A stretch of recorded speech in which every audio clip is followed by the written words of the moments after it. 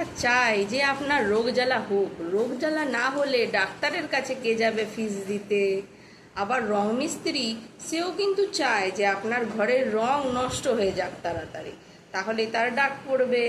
আবার মুচি কিন্তু সব সময় চায় যে তা আপনার নতুন জুতোটা ছিঁড়ে যাক, যাতে তার কাছে আপনি সেলাই করতে দৌড়ান।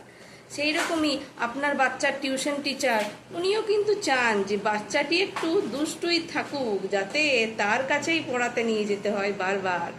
আবার আপনার ধরুন কাঠমিস্ত্রি, সেও চায় যে আপনার ফার্নিচার ভেঙে ফুটে যাক, যাতে সেগুলি নতুন নতুন বানাতে বা রিপেয়ার করতে তার কাছেই যেতে হয়। তাহলে সবাই কিন্তু ইনডাইরেক্টলি আপনার ক্ষতিই চাইলো, কিন্তু একমাত্র চোর হলো এমন একজন যে কিন্তু চায় যে আপনার অনেক সম্পত্তি হোক, অনেক টাকা পয়সা আসুক, আর আপনি একদম নিশ্চিন্তের ঘুম ঘুমান।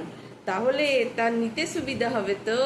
তাহলে ভেবে দেখুন তো, আমাদের আসলে মনের দিক থেকে পরম বন্ধু কে হলো?